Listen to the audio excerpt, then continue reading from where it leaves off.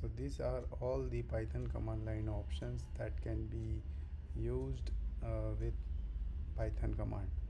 Okay, so this is already covered. So now let's cover args. So for example, this is a program, and import sys, then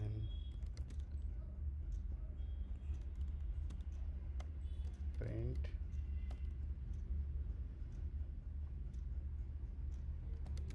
for arg in sys.argv,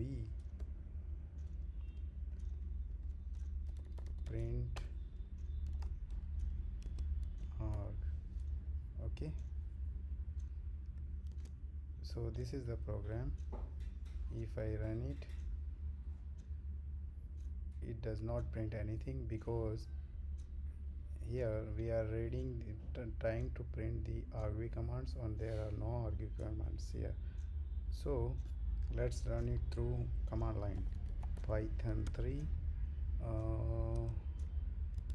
my file sample2.py is under this directory, so I need to provide full path sample2.py. This is my program name, and then I can pass any other arguments, n number of arguments, cat, and if I run it, it will print program name first and then apple, banana, and other arguments, other command line arguments. So this way we can